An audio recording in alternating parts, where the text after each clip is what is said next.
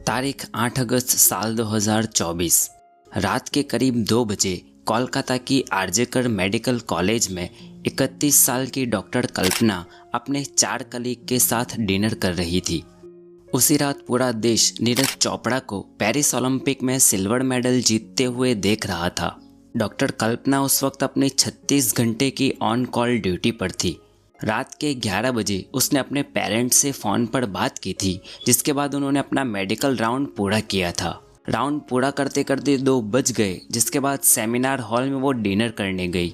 Dinner करते करते match भी पूरा हो चुका था, तो बाकी के चारों कलीग्स डॉक्टर कल्पना को सेमिनार हॉल में ही छोड़कर वहाँ से चले जाते हैं।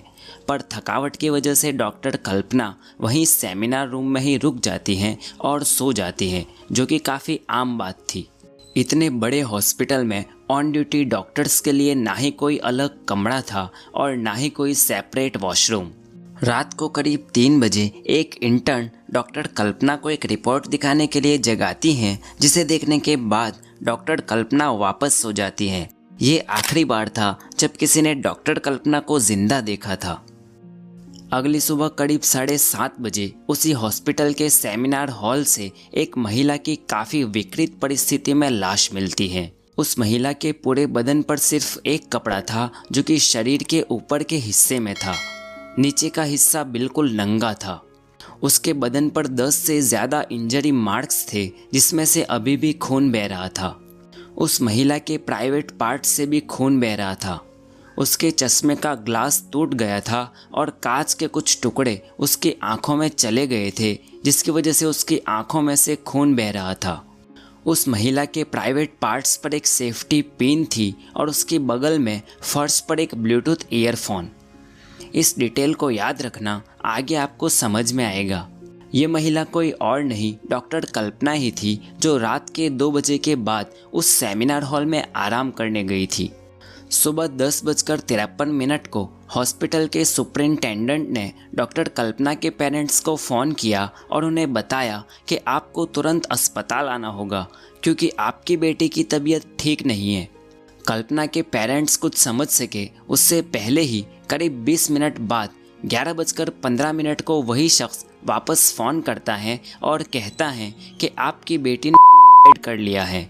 अभी तक कल्पना के पेरेंट्स को समझ नहीं आ रहा था कि ये सब क्या हो रहा है। कल्पना के घर से अस्पताल की दूरी करीब 1 घंटे की थी। जैसे तैसे करके भागते दौड़ते हुए कल्पना के माँ बाप 12 बजे के आसपास अस्पताल पहुंचते हैं। वहां जाकर वो अपनी बेटी के बारे में पूछताछ करते हैं, पर कोई उन्हें ढंग का जवाब नहीं दे रहा था। 3 घंटे तक कल्पना के माँ बाप इधर उधर घूमते रहे, पर उन्हें अपनी बेटी को देखने तक नहीं दिया गया।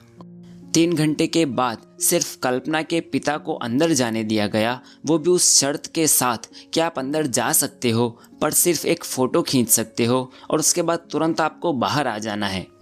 कल्पना के पिता जब उस सेमिनार हॉल के अंदर गए तो वहाँ का नज़ारा देखकर वो पूरी तरह से टूट चुके थे। उन्हें ये कहकर बुलाया गया था कि उनकी बेटी ने आत्महत्या कर ली है, जबकि कल्पना की बॉडी की हालत देखकर कोई आम इंसान भी समझ जाता कि उसके साथ क्या मामला हुआ है। कल्पना के पिता ने बाहर आकर यही बयान दिया कि उनकी बेटी का रेप एंड मर्डर हुआ है और उन्हें इंसाफ मिलना चाहिए। कल्पना के माँ बाप की मीडिया से बात करती हुई वीडियो है, पर मैं उन्हें अपनी वीडियो में दिखाना मुनासिब नहीं समझता और मैं खुद उनकी आवाज़ में छुपा दर्द सह नहीं पा रहा। इसलिए अगर आप देखना चाहे तो लल्लन टॉप चैनल पर जाकर देख सकते हो। अब तक पूरे कॉलेज और हॉस्पिटल तक ये बात फैल चुकी थी। डॉक्टर कल्पना के क्लासमेट्स और कलीग्स इकट्ठा हो चुके थे और अब ये लोग अस्पताल प्रशासन के खिलाफ धरने पर उतर चुके थे। सोशल मीडिया पर इस हैवानियत की खबरें वायरल होने लगी थी। देश के और भी अस्पतालों में स्टूडेंट्स और डॉक्टर्स प्रदर्शन करने लग गए थे। 9 अगस्त की सुबह 11:15 बजे पुलिस की एक टीम अस्पताल में पहुंचती है। साथ में फॉरेंसिक एक्सपर्ट की एक टीम और होमिसाइडल डिपार्टमेंट के मेंबर्स भी थे। पुलिस अपने सबसे पहली रिपोर्ट में डॉक्टर कल्पना की मौत को अननेचुरल डेथ बताती है, जिसे बाद में डॉक्टर कल्पना के पेरेंट्स के दबाव में आकर रेप और मर्डर में बदल दिया जाता है। पुलिस की एक टीम उसी हॉस्पिटल के एक कमरे में 15 मॉनिटर्स इंस्टॉल करती हैं और सारे सीसीटीवी फुटेज को देखना शुरू करती हैं। जिस सेमिनार हॉल में डॉक्टर कल्पना की लाश मिली थी, उस रूम के अंदर तो एक भी सीसीटीवी कैमरा था नहीं, पर हॉल के बाहर जो कॉरिडोर था उसमें कैमरा लगा हुआ था। साथ ही उस रात जितने भी कर्मचारी हॉस्पिटल में ड्यूटी पर थे, उन सभी का इंटेरोगेशन किया जाता है। सीसीटीवी फुटेज को देखते हुए पुलिस की नज़र एक इंसान पर अटक जाती है जो कि रात के 4 बजे के आसपास शॉर्ट्स और बंडी पहने हुए सेमिनार हॉल के पास से गुजर रहा था। उसके कंधे पर एक ब्लूटूथ ईयरफोन लगा हुआ था। पुलिस की टीम में से एक अफसर उस बंदे की पहचान करता है और फिर उसके मोबाइल नंबर से उसकी लोकेशन ट्रेस की जाती है। उस बंदे का नाम था संजय रॉय। अगले दिन यानी 10 अगस्त को पुलिस की एक टीम संजय को गिरफ्तार करती है। जिस वक्त पुलिस संजय को गिरफ्तार करती है, उस वक्त उसके कंधे पर वो ब्लूटूथ ईयरफोन था नहीं। पुलिस संजय को सीसीटीवी फुटेज दिखाती है और सबसे पहला सवाल यही करती है कि वो ब्लूटूथ ईयरफोन कहाँ है जो सीसीटीवी में आपके कंधे पर दिखाई दे रहा है। जवाब में संजय कहता है कि वो तो गुम हो गए। पुलिस अब उस ब्लूटूथ को ऑन करती है जो उन्हें क्राइम सीन पर से मिला था और संजय के फ़ोन के पास लाती है, तो संजय का फ़ोन उस ब्लूटूथ से तुरंत कनेक्ट हो जाता है। पुलिस की लिस्ट में अब संजय प्राइम सस्पेक्ट बन जाता है। अब संजय रॉय कौन है उसके बारे में मैं आपको बहुत ही शॉर्ट में बता देता हूँ, जिसके बाद हम पोस्टमार्टम रिपोर्ट की बात करेंगे। संजय एक सिविक वॉलंटियर के तौर पर कोलकाता पुलिस के साथ ही काम करता था। उसने 4 शादियाँ की थी, जिसमें से 3 बीवियों से उसके वायलेंट नेचर की वजह से उसका डाइवोर्स हो चुका था, जबकि चौथी बीवी की कैंसर की वजह से मौत हो चुकी थी। साल 2019 में संजय के खिलाफ उसकी बीवी ने पुलिस कंप्लेंट भी दर्ज की थी, क्योंकि उसने अपनी 3 महीने प्रेग्नेंट बीवी को मारा था। उसे शराब और वायलेंट पॉर्न फिल्मों की गंदी लत लगी हुई थी। संजय के आरजीकर हॉस्पिटल के प्रिंसिपल संदीप घोष के साथ भी बहुत करीबी रिश्ते थे। वही प्रिंसिपल जिसने इस घटना के बाद ऐसा बेहुदा बयान दिया था कि एक महिला डॉक्टर के लिए रात में अकेले सेमिनार हॉल में जाना गैर जिम्मेदाराना हरकत थी। संजय के पकड़े जाने के बाद भी ये मामला शांत नहीं हुआ, क्योंकि लोगों को लगने लगा था कि जो चीज़ें ऑटोप्सी रिपोर्ट के बाद सामने आई थी, वो हरकतें किसी एक इंसान की हो ही नहीं सकती। अब मैं ये जानता हूँ कि आप लोगों ने 150 ग्राम सीमन वाली थियरी सुनी है और साथ में ऐसी कई बिना सर पैर वाली बातें इतने दिनों से मीडिया के जरिए आप लोगों तक पहुँच चुकी हैं, पर उनमें से अक्सर बातें बेसलेस और सेंसलेस हैं। मैं आपको वो ऑटोप्सी रिपोर्ट बताने जा रहा हूँ जो कि ऑथेंटिक मीडिया ने कवर किया है। 9 अगस्त की शाम 4:40 को डॉक्टर कल्पना की शुरुआती ऑटोप्सी रिपोर्ट आती है। उस रिपोर्ट के अनुसार डॉक्टर कल्पना के सिर, चेहरा, गर्दन, हाथ और प्राइवेट पार्ट्स को मिलाकर पूरे बदन पर 11 इंजरी मार्क्स थे। Confirmed evidence of forceful penetration यानी विक्टिम के साथ ज़बरदस्ती सेक्सुअल असॉल्ट तो हुआ है, पर इसमें कहीं भी ये मेंशन नहीं था कि एक या एक से ज़्यादा लोगों ने रेप किया है। उसका बायां पैर टूटा हुआ था, दाहिने हाथ की रिंग फिंगर टूटी हुई थी, दोनों होठ लहूलुहान थे। विक्टिम के प्राइवेट पार्ट से सफ़ेद गाढ़ा लिक्विड अभी तक मौजूद था। अंत में विक्टिम की मौत गला दबाने की वजह से दम घुटने के कारण हुई। इस रिपोर्ट के सामने आने के बाद अब लोगों को ये लगने लगा था कि इतने अत्याचार कोई एक इंसान नहीं कर सकता। ज़रूर इस हत्याकांड में एक से ज़्यादा लोग शामिल हैं और हो सकता है कि संजय रॉय को बलि का बकरा बनाया जा रहा हो और जो असली मुजरिम हैं उन्हें बचाने की कोशिश की जा रही है।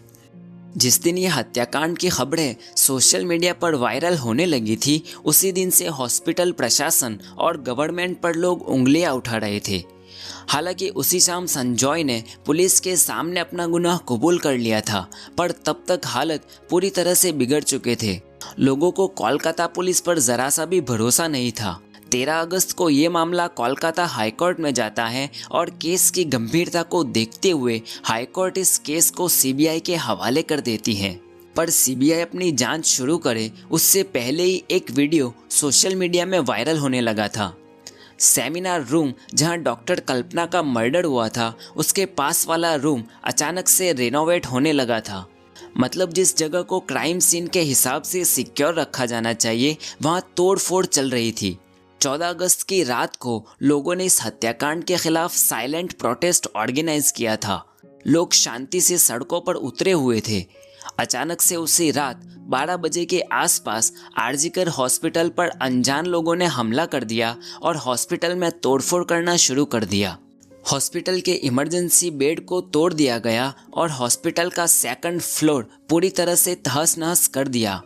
लोगों का मानना था कि ये गुंडे असल में क्राइम सीन को बिगाड़ने आए हुए थे, जो कि तीसरे फ्लोर पर था, पर शायद कोई मिसअंडरस्टैंडिंग की वजह से तीसरे फ्लोर के बजाय दूसरे फ्लोर पर तोड़फोड़ करके चले गए। जो लोग वहां शांति से प्रोटेस्ट कर रहे थे उन्होंने बताया कि ये गुंडे लोग ट्रकों में बैठ कर आए थे और किसी को पता नहीं था कि ये कौन थे। तो फिर कौन थे ये लोग? किसने भेजे इतने सारे गुंडे? क्या मकसद था इन गुंडों का इन सब के पीछे? आज करीब 10 दिन बीत जाने के बाद भी किसी के पास इस सवाल का कोई जवाब नहीं है। सीबीआई आज भी अपने हिसाब से इस केस में जांच कर रही है। मुख्य आरोपी संजय रॉय के अलावा कई सारे लोगों के पॉलीग्राफ टेस्ट करवाए जा चुके हैं, पर सीबीआई के हाथ में केस होने का ये मतलब कभी नहीं होता कि विक्टिम को इंसाफ मिल गया। हम लोग सुशांत सिंह राजपूत और आरुषि तलवार वाले केस देख ही चुके हैं।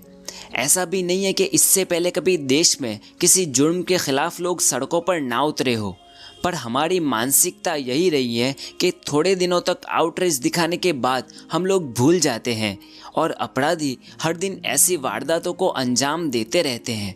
मुझे नहीं समझ में आ रहा कि कैसे हम इस रेप जैसे घिनौने अपराध को होने से रोक सकते हैं। क्यों रेप जैसी घटनाएं हमारे देश में इतनी ज़्यादा होने लगी हैं? आपको क्या लगता है बाकी देशों के मुकाबले हमारे यहाँ महिलाओं पर इतने अत्याचार क्यों होते हैं? अपनी राय मुझे कमेंट करके ज़रूर बताएं। इस केस में आगे जो भी डेवलपमेंट होगा उसके बारे में मैं आप लोगों को ज़रूर जानकारी दूंगा। तब तक आपने अभी तक हमारे चैनल को सब्सक्राइब नहीं किया तो ज़रूर कर ले। मैं आपसे मिलूंगा अपने अगले वीडियो में, तब तक के लिए बाय।